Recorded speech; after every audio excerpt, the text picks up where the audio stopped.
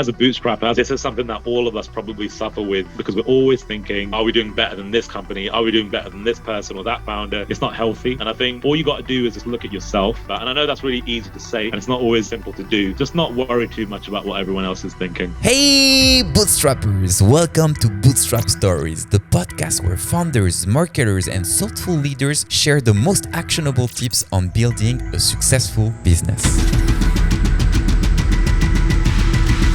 After meeting with hundreds of bootstrappers in the past years, I figured out that we all struggle to grow our businesses. But the truth is that most of us don't know where to ask for help or advice. That's why I decided to start this podcast, to give you all the keys to succeed at every stage of your business. All the tested strategies for solving your struggles and taking your business to a new level. No fluff, no bullshit, only a real talk between friends that help each other succeed. Today, my guest for this episode is Joey Xoto, co-founder at Viddyoze, a video animation platform. Joey, thanks a lot for joining me on the Bootstrap Stories. Yeah, you're welcome, man. Thanks a lot for having me.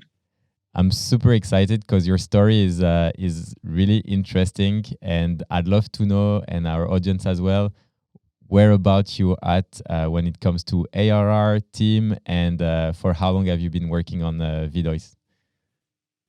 Sure. So I think we're probably sitting around about $5 million ARR, I'd say, top of my head, probably around about there. In terms of our team size, we've had lots of different types of transitions. When we first started, it was just myself, my two business partners, and then we had like one developer, one animator, and then one designer. So it was really nice and small, which in hindsight was probably it was much better because it was so much easier to operate like a business that's really lean. And then we grew all the way to around about 75, 76 people. Wow. Over the pandemic, we had a lot of growth because at the time, lots of businesses were going on the internet to wanting to create more content. So our product became super high demand.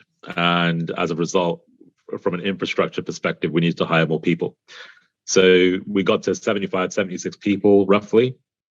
And then as we then started coming out of the pandemic, we needed to start pulling some of that resource back because the growth that we were having during the pandemic wasn't the same as post-pandemic, which a lot of tech businesses kind of experience that lots of hyper growth, and then they need to kind of balance back out again.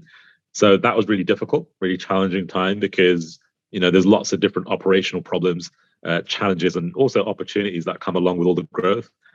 But I would prefer just a steady incline rather than like a big boost like that. But it was all out of our control, and we did the best that we could. And it's all very positive, but also extremely challenging as well. So when did you start the business?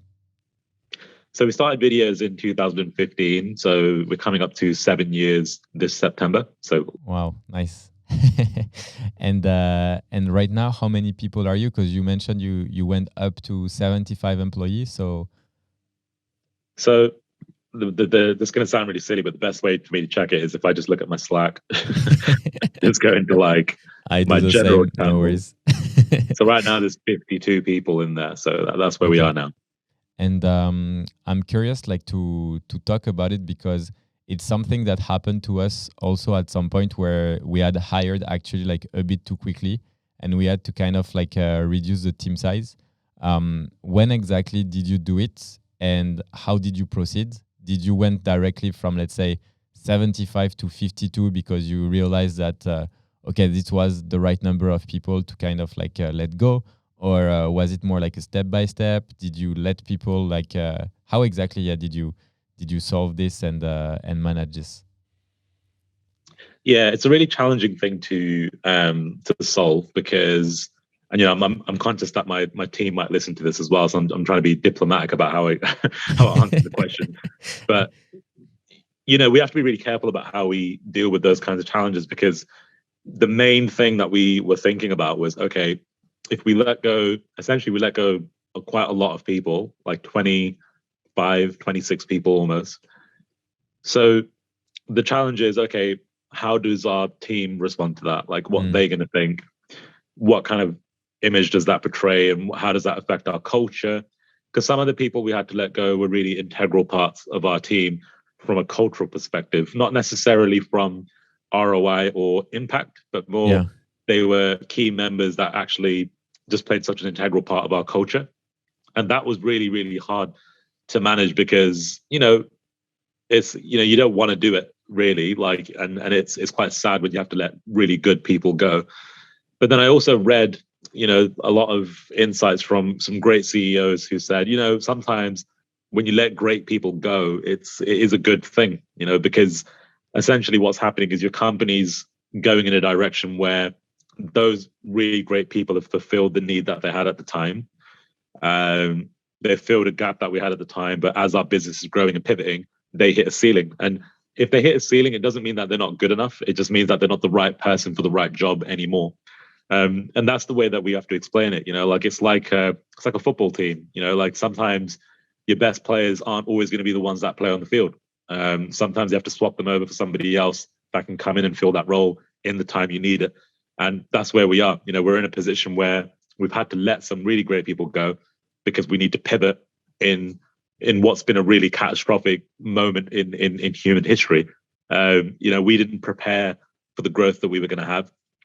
We didn't prepare for the things that the business was going to have to go through during the pandemic, but we managed it the best that we could. And as we're now coming out of that pandemic, we also have to look at it realistically and say, okay, well, what's the best thing for the entire business, not just for everyone, as in not for 75 people, but for the key people in the business that we need to keep on and to make sure we can keep the business alive, make sure we can pay people's bills. Because, when you're a bootstrap business, that's the responsibility that you have, is you're not just paying your own bills, you're paying everybody else's too. And I think that you have to carry a lot of weight with that, and you have to make decisions that aren't always going to be the easiest, but you have to do what's best for the greater part of your team. So that's the way that we dealt with it from a mindset perspective. And then the way we dealt with it practically was we spent about 3 or 4 months basically figuring out where are the areas of the business that essentially need to have most people to make it work. So the way we do this is when we look at our business, we look at it from performance perspective. So it's like, okay, and again, because if you're a bootstrap business, in my opinion, it should be about service and it should be about performance. Everything around that is kind of, like a nice to have when you're bootstrap, because if you can't pay the bills, you don't have a business basically, and you can't service anyone. So you have to have performance at the front of your mind. So for us, we have a really simple system where we look at our essentially like a scorecard, like a scoreboard. And those are the metrics that we need to make sure we are improving month on month to keep our lights on, keep the bills paid, and keep the business running basically. So then we look at that scoreboard and say, cool, what people do we need to service those metrics? Like, what are the people that we have to have that make sure those metrics work? And who are the people that don't necessarily contribute directly to those metrics? And this is the bit that I don't like, really sharing so much, because it's like it becomes very black and white and almost quite sterile, in that we have to be super, super logical and rational about the people that can impact the metric. So then in that way, it does become quite black and white.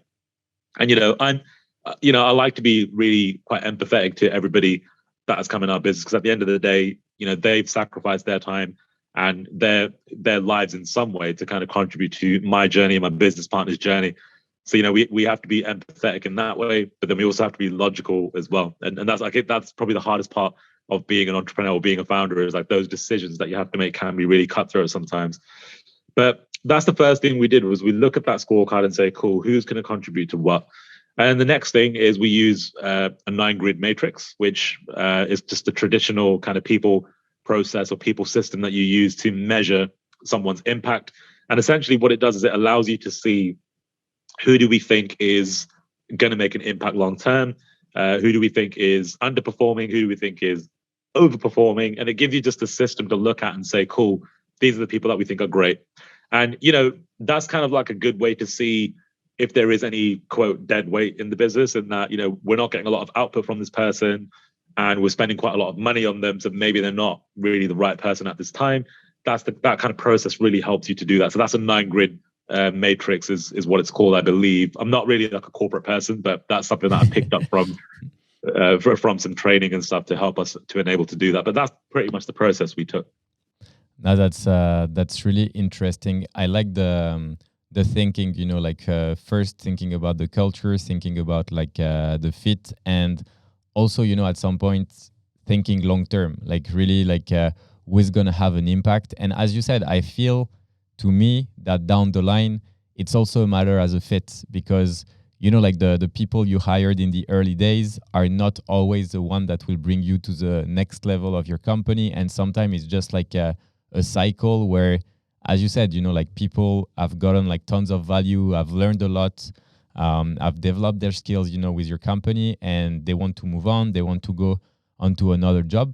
So the other question I have, because whenever, like you have to let go such a big chunk of the company, how exactly did the other people and employees reacted at that time? Like, did you feel like it was a boost of motivation, a lack of motivation? Like, how did the transition go? Because for you, like you told me that it took you about like 4 months to kind of like rearrange and reshape like the company. So I'm curious, like, was it did it have like a negative impact on the employees, or was it mainly like tons of communication to ensure that everyone was aligned and everyone agreed with the decision? Yeah, so there was definitely a bit of both. We had some people that, well, there was three things. There was some people that just didn't seem really concerned at all. Then you had some people that saw it as an opportunity because there were, gaps in the business where people can evolve and develop their skills to fill some of those needs, which I think is a really great way to look at it. And I think if it was me in that position, that's probably what I would think of it like. It's like, okay, there's an opportunity here for me to grow. And that's how we, spoke to our team about it in the end. That's the way it's been presented to our team. And that's the truth. There's a lot of opportunity because of the fact that there's less people. And a few people have stepped up into different roles as a result of that, which is really positive.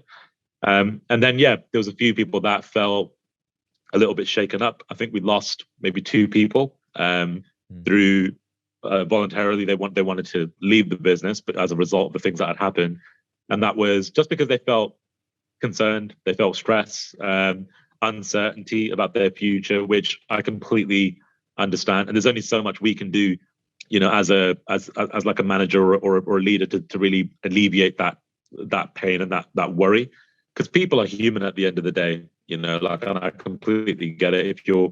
If you've got to look after your family, you've got to do what you think is going to make you feel secure. You don't need the stress of, am I going to lose my job in a month or whatever? So we had a bit of a mixed reaction, I guess. But mostly, I would say quite neutral. I would say, like, in terms of how it's been. And, it's been a couple of months now, and now we're in a really amazing rhythm. Like, the team now is super tight. It's a little bit smaller, but I feel like, we have like a chief of staff in our business who does like weekly check-ins with a lot of our key members in the business. And, the feedback that we've had is everyone is super aligned on what we're trying to do. They're really excited about what we're trying to do. And a lot of the parts of the business are moving a lot more efficiently because it's smaller. And I think this is the lesson we've learned over time, in that the more people you get, the slower it gets. And, I think that's just something that you always have to have at the back of your mind. Very true, very true. And I was curious because I've listened to quite a lot of your interviews and things like that. So when it comes to acquisition, I know you guys had like a SaaS affiliate program. Is it something that you're still investing heavily on it? Like, how did you came up with that strategy? How did you set it up? Like, was it from the start, or did it come a bit later? And what advice maybe could you give to people who want to get started with that?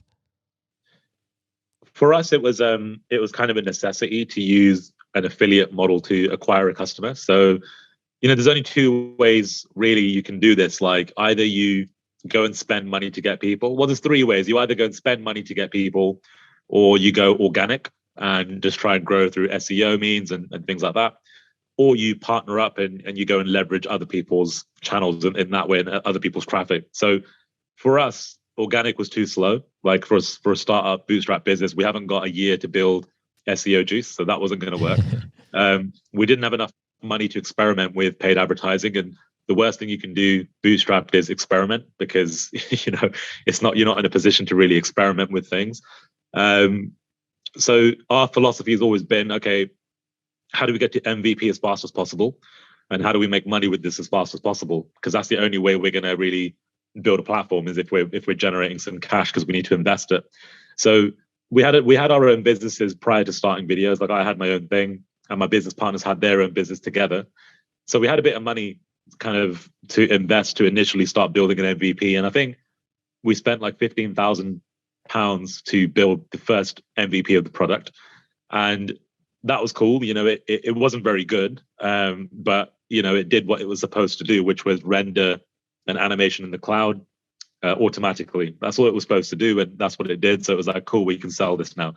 So then it was like, all right, we need to now try and find a way to get lots of people buying the product, but without spending any money, like upfront. So what we did was we built an affiliate program where we reached out to different businesses and different marketers and entrepreneurs who had their own list. So people that had their own email list and their own audience, much like an influencer in a sense. Like, if a lot of big brands these days go to influencers and say, we'll pay you like £10,000 to go and post something on Instagram, which I hate, by the way. It's like the worst marketing ever, because it's so vague. But what we did was we reached out to individuals who we know have really specific audiences that are going to buy our product, or they're really interested in our product. So we Could built. you give an example, for example, of someone who you reach out to? We had like the same audience that you are targeting, just for people to maybe get a sense of it. I mean, like on YouTube, there's lots of different YouTube influencers who have video based audiences. So people teaching businesses how to create video content, video marketing channels, even traffic channels like SEO stuff, social media marketing. All of these kinds of channels and audiences would be interested in our product, because essentially our product is a marketing product. So, and again, that's how we positioned it, was like a marketing type solution for people to, create more engaging content for social and that kind of thing. So all we had to do was think, okay, well, what kinds of audiences do we think would buy a product like that? So we would then go to YouTube channel owners. We would go to other people that have got their own products. So let's say you've got you might have some kind of video hosting software, for example.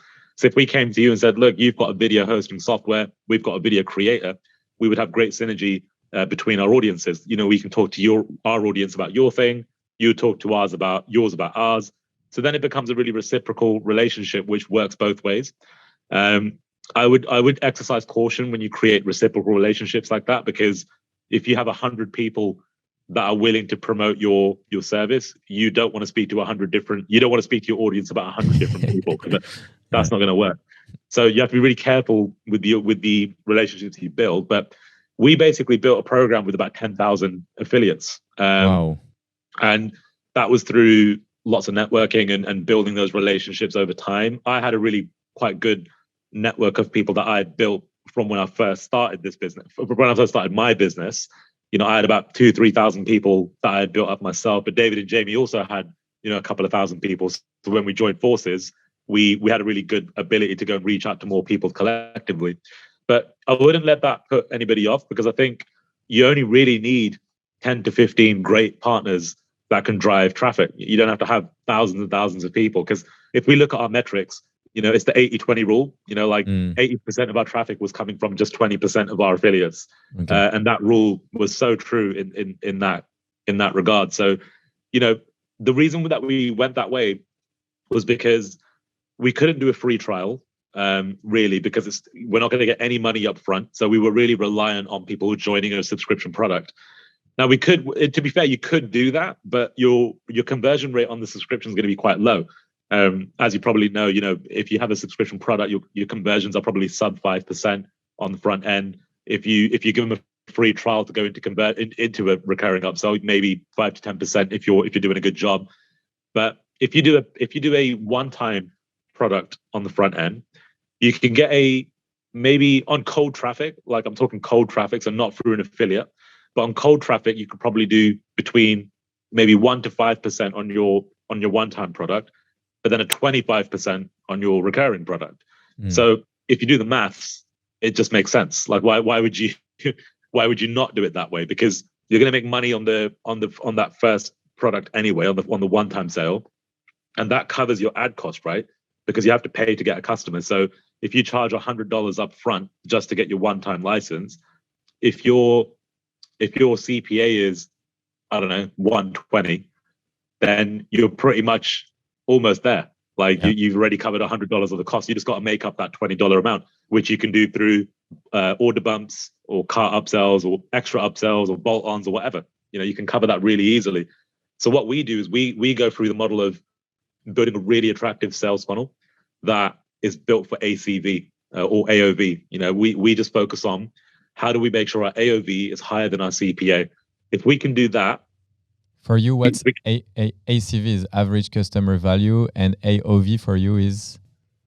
So same thing, like average cart value or average order value. Order, okay. How much value can you derive from an order on average? So if your website basically only has one thing someone's going to buy, which is your recurring product, your AOV is going to suck, right? Because it's like, you can't do any upsell. Like it's, you're going to struggle. And even if you're a free trial, you're going to really struggle to make that money. Now, look, if you're a funded business and you've got $5 million in the bank, awesome. You can do that, because if you've got a great retention rate and a really low churn, then that LTV amount will eventually beat your CPA, right? So if my CPA is $100, but I've got an LTV of $400-500, but I need to see that through for 6 or 7 months, that's fine, because I can afford to wait 6 or 7 months because I've got $5 million. We don't have $5 million, so we can't afford to wait 6 months. We need the money now. As a bootstrap business, you want to be able to be profitable from day one. And investors love that, because why would you not? It's like you're a profitable business from acquisition. You've got a good churn, you've got good retention. It makes you a super attractive business. So that's why we just kind of went that way. And we didn't do that. We didn't do that with all this in mind, by the way. We didn't know that when we done this at the start. At the start, it was just, let's just try and make money. And as we've evolved in our kind of experience, we've realized we actually, even though it was just a fluke in a way, we actually made a really good call, because that business model was perfect for growing a recurring business without having to go and get investment, because we can beat that CPA cost by just having a really great average order value. And the way that we build that average order value is upsells. We have 2 or 3 different upsells in our sales process, and we charge people right off the bat. We don't give them a free trial, and we might not ever give them a free trial. Like we might not ever do that. But if we get to a stage where our AOV starts to jump up really aggressively, which we have got plans this year to try and double our AOV, which we potentially could. If we get to that point, then maybe we will go free trial, because we can actually afford to lose money straight away. But to do that, you have to really know your LTV, and you've got to be comfortable spending that money. And again, this is why companies like companies that have been funded, whilst they might be able to go really aggressive acquiring lots of users, they're not necessarily going to be profitable. And this is what you typically see in Silicon Valley, is lots and lots of businesses that are funded. They go super aggressive on acquiring users, but then they never actually reach that multiple that their investors are looking for, because they're not making any profit.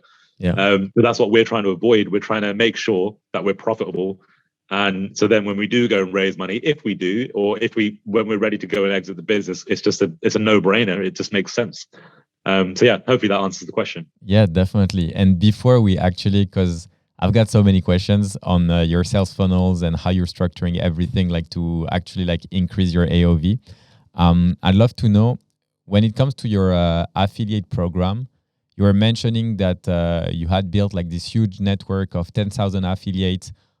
Usually it's like the 80-20 rule, so you're getting like 80% of your traffic from 20% of the actual affiliate. But I'm curious, what type of affiliation deal did you have with these guys? Was it like you give them a recurring fee? Was it you give them just like a fee on the AOV, or was it just like per traffic, or how exactly did you set this up? So typically with the affiliate structure, like with the deal, we would offer them anywhere up to 50% on the first product. So the first product in the funnel would be a 50% commission. And then on the recurring, we'd just drop it to like 30%. And that seemed to work quite well. What we would do with some of the better performing affiliates, we would sometimes incentivize them further by giving them 60, 70, even 80%. And occasionally we've even done 100% on that first product. Because, if you think about it, it doesn't really cost you anything to get that lead in. Essentially, it just becomes a mode of acquisition. So if we can get somebody into our funnel for free, essentially it's not really costing us anything, as long as you're covering your cost with the actual service of the business or whatever. Then we just make the money back on the recurring offer, and that's okay. So we did that with quite a few affiliates, and that really helped to incentivize the affiliate because the product converted. Like the sales copy was good, the design was good, so the affiliate, it's just a no-brainer. They can drive traffic, they can make a bucket load of money, and they get paid recurring commissions, and it's a win-win for both sides. And that's all you got to do is just make it attractive for the affiliate. When I see affiliate programs online, normally they offer really kind of measly commissions, like 10% and 5%. And it wouldn't interest like me personally. Like I wouldn't be interested in that because there's just no incentive for me to really promote that aggressively. We've done affiliate promotions in the past ourselves. We've promoted other people's products before to our audience. And, we typically look for at least like a 40 to 50% commission on something to really go for it. So that's just something to keep in mind when you're arranging those kind of deals, I think. Nice. And when I'm checking like your website and the pricing page, you're pushing really like towards a lifetime plan, but you also have like an offer that is on a recurring basis. Can you maybe explain like the reasoning behind like what you framed and how you frame it? Sure. Is that recurring product on the main Viddyoze.com website? No. Yeah. So when you go to the main website, we're testing a couple of different things on the homepage, so it might not show exactly what we're doing. I might be A instead of B in the A/B test. Maybe. So typically, like there's something interesting that we are testing at the moment, which I can't say for sure if it's ironclad right now, but I think it will be. But essentially, what we do is we've got two funnels that we run. You can either go to Viddyoze.com and see our regular kind of pricing, or you can basically go to the funnel that we're running via our paid advertising. And the reason we do that is because, number one, you can do discounts and special deals on your paid advertising, and then you can put your pricing on your homepage to be a lot more expensive, or what we're testing right now is make it recurring. So what we're actually testing at the moment is if we put a recurring price point on the homepage, so on Viddyoze.com, that's got a recurring price point, but we don't drive any traffic there, right? We don't send anyone there. What we do is we send everybody to the one-time price. That's doing two different things. One, people are super likely to buy the one-time lifetime deal, because if they just go to .com and see it's recurring, then it's like, oh, well, why not? This is awesome. And that's bumping your conversion rate massively. And then when they do go to the recurring upsell, it's a lot cheaper than the one that we have on the main home site. So to clarify that, because people might be confused about the difference between the two products, because if you buy the one-time lifetime deal, you don't get the same features as you do if you buy the recurring product. So we give it more of a limited functionality to kind of lure them into the product, if that makes sense, without sounding too evil about it. But the whole idea is that you want to give them a bit of a taste of the product for a one-time price. It's a lot lower risk for the customer, and they can still do really cool stuff with it. But then if they pay us every month, we can give them a lot more stuff, like all this extra cool stuff. So on the homepage, that recurring price is a lot higher than the one that they would see in the recurring funnel. So again, we're just increasing that perceived value of that offer in that moment on the funnel. So it's a lot better for the conversion. But the interesting thing about this is that what we're testing right now is we're actually removing all recurring from the paid funnel. Okay. So there is no recurring option in that paid funnel. And what that's actually allowing us to do is, number one, it's increasing our AOV big time, because now the conversion rate on the upsell is massive. So the trick with this is that it allows us to buy a shitload more traffic, obviously, because our AOVs are so much more. So we could actually buy two customers for the price of one, as in comparison to what we were doing before. So Because you are essentially upselling double. like the recurring product. Is that correct in your funnel? Or Well, we're not. What we're doing is when we're upselling them, we're not getting them to pay every month. We're actually just okay, giving them another one-time deal. okay, So all the products that are in the paid funnel, when I say paid funnel, it's the paid traffic we're sending to that funnel. All we're doing there is we're just sending them to all one-time lifetime deals. Now, people hearing this will be like, that's ridiculous, right? Because it's like, why would you do that? But the trick with this is that when you run enough traffic through your paid funnel, you get organic spillage to your main website. So what ends up happening is you'll get a very small percentage, and I say small percentage, but you're probably talking about 2 to 3% of traffic that will go to Viddyoze.com or the .com website, and they'll actually just go and buy your recurring product because they can't find your paid funnel anymore, but they really want your product. So what they'll do is they'll actually just go and buy the recurring product at a more expensive price than you were doing it at the original price.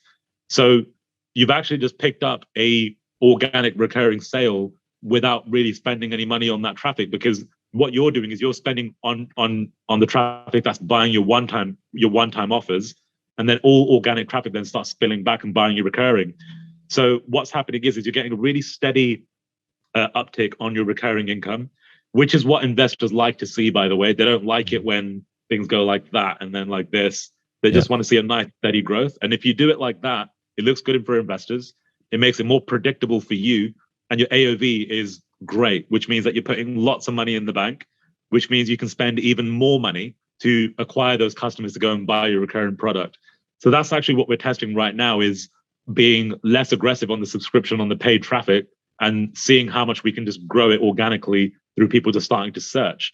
And what we're seeing is quite a positive result with that. And there's another person that I speak to quite frequently who just sold their business, I think, for like $25-30 million.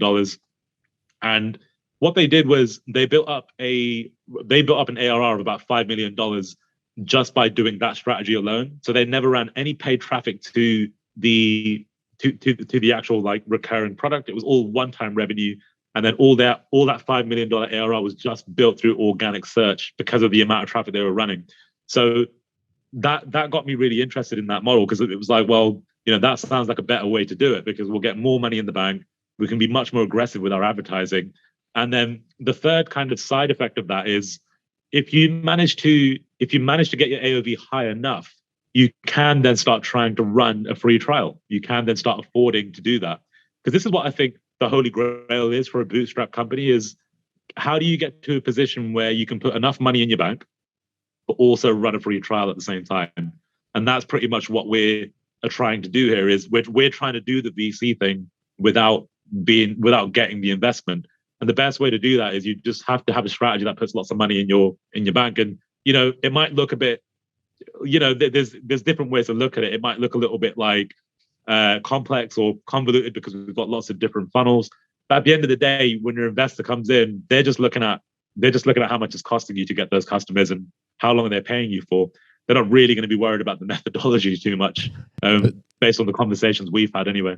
I think it's really interesting, and I love like how you're splitting your funnels. I think it's literally like the first time I see people having like paid funnels where they are selling, like lifetime deal, and on their homepage like selling like a recurring product. So I'm really curious to understand, like, don't you feel like having these two funnels might down the line make your brand kind of like suffer from it, just because some people are seeing like a lifetime very discounted offer on a paid funnel, and whenever they recommend it to their friends or whatever, their friend ends up on the website and they're like, I mean, the price is not the right one, you know what I mean, and start talking about it, and then it becomes like a bit obvious for the customers that there are two things happening at the same time. What do you feel about it?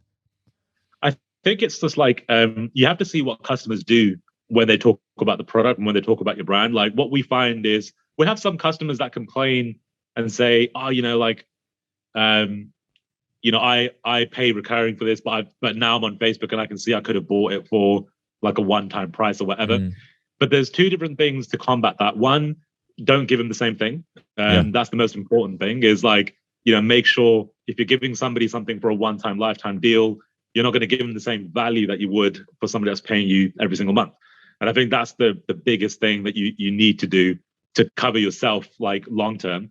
And then you've just got to do a bit of control through your support channels and through your public comments and that kind of thing. We've got to a point now where our customers kind of do it for us. Like our customers will say, oh, you know, like I got a lifetime deal, but if you want to get all the features, you need to pay for the recurring. And, you know, when people see that, it doesn't really create a lot of animosity. It's just a bit of it's like a deal, you know, it's like any other kind of deal. If I went on Amazon on Black Friday, I can buy my TV for $400. But if I bought it a week later, I'd have to spend like $4,000. Like it's not really much dissimilar to that kind of thing. And you just have to be on top of your brand, your brand kind of like marketing aspect of it. Like if you go to our Trustpilot, we've got a really positive feedback score, lots and lots of positive reviews. We get bad ones, like everybody does, but I think we're on like 4.4 out of 5.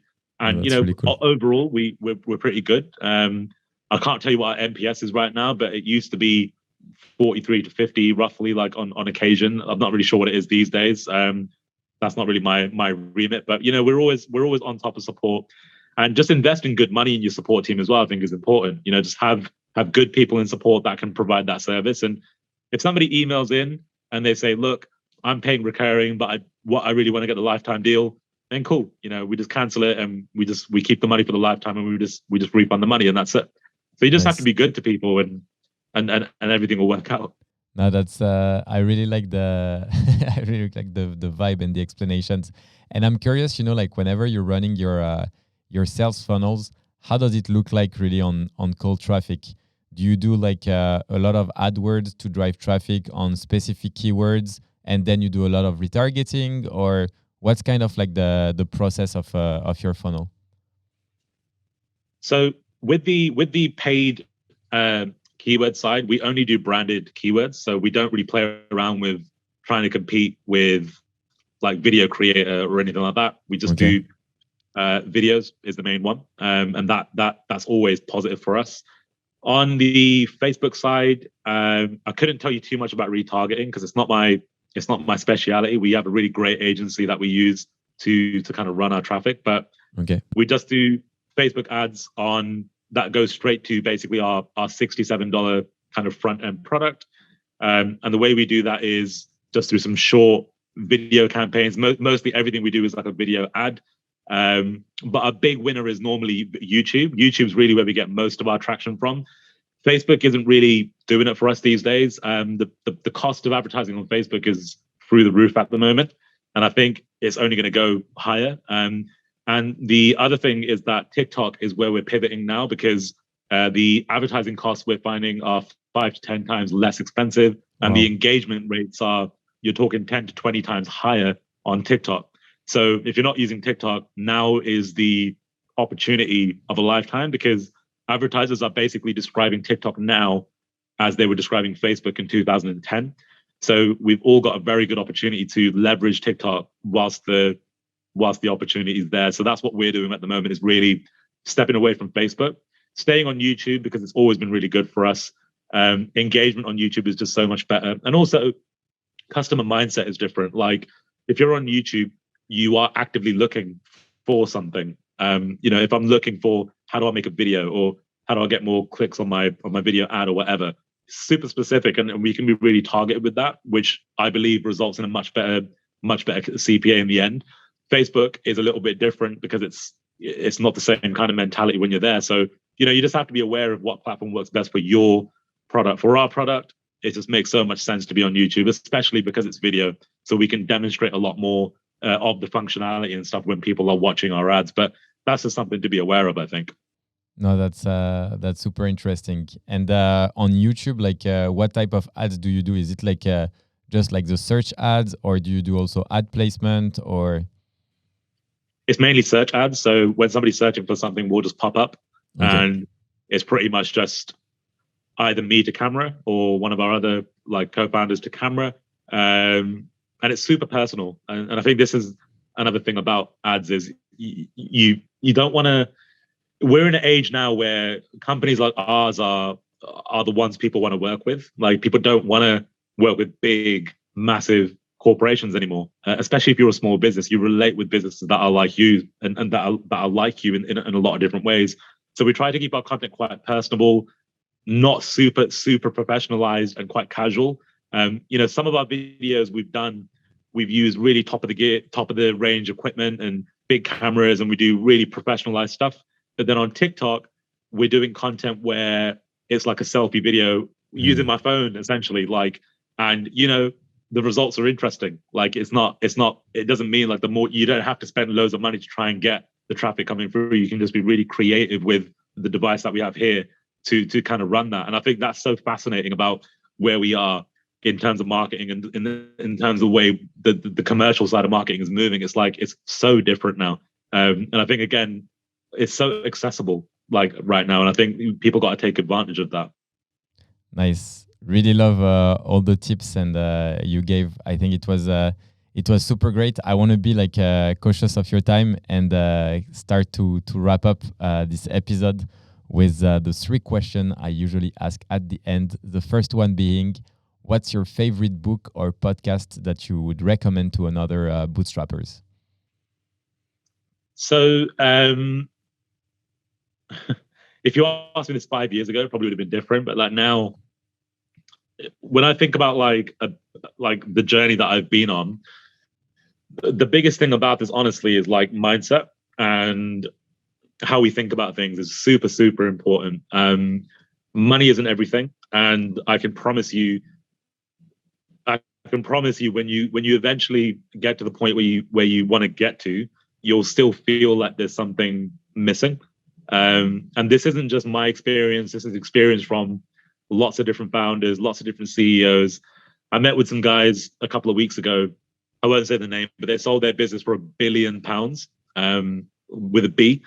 And, there was only a couple of them in that business. So they've all walked away with, essentially hundreds and hundreds of millions of pounds between them.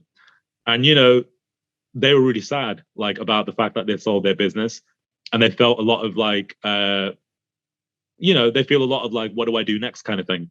And I think that really hit me quite hard when I had that conversation, because it made me realize like I have to enjoy the journey that I'm on and just savor that moment. So I think when I think about books and things like that, I focus a lot of my time on personal development books. So I read lots and lots of Tony Robbins stuff, which I know a lot of people might not like, but I think he teaches some great life lessons that I think everybody should adopt. So Unleash the Power Within from Tony Robbins is great.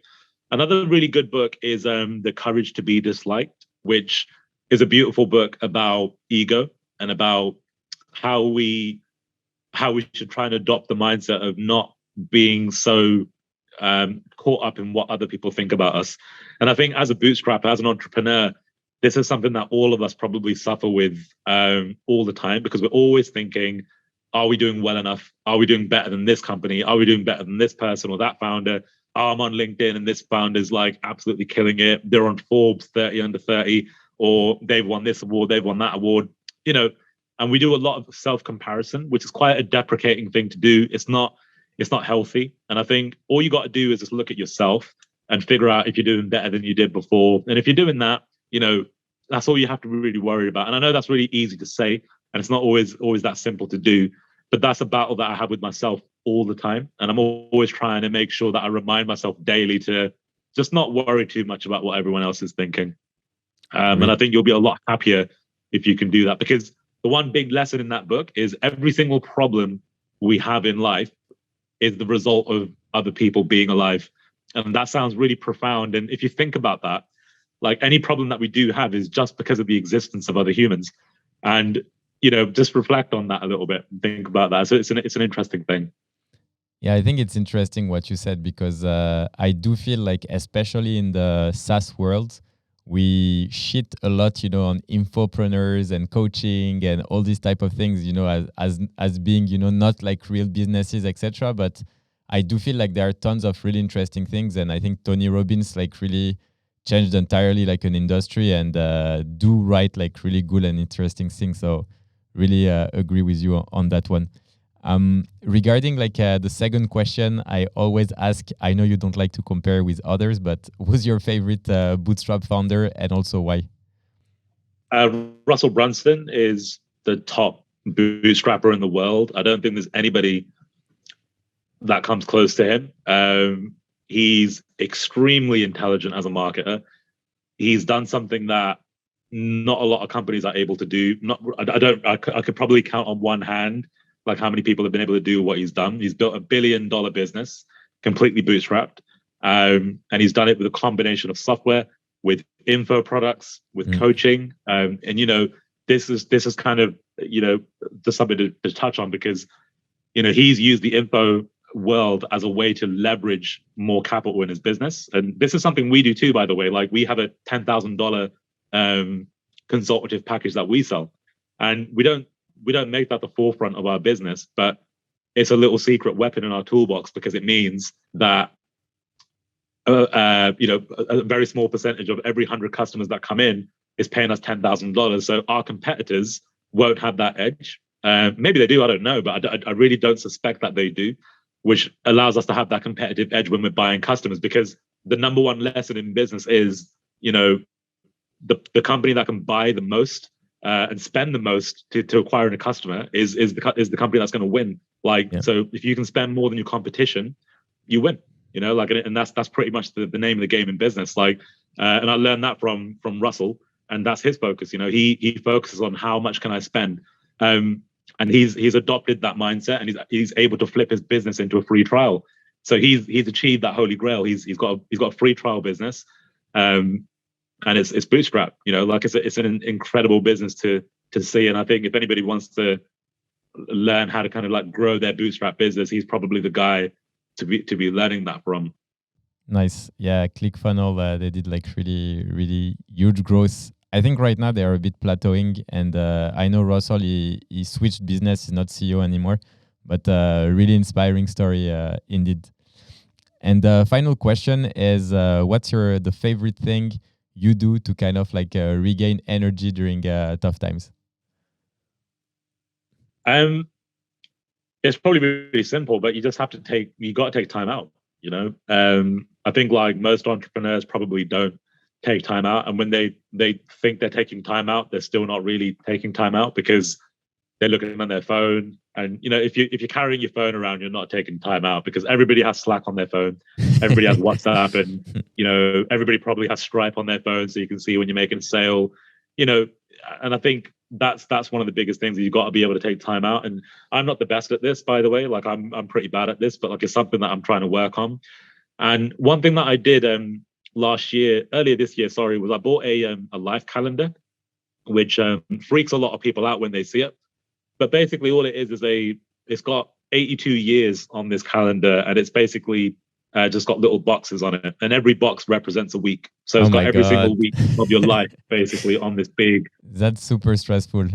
A lot of people freak out when they hear about it, but when you start doing it, it allows you to reflect really carefully on your time. And what I don't want to do is get to 60 years old and just see that I basically worked every single week of my life. I want to be able to see where I took my rest and where I took my breaks.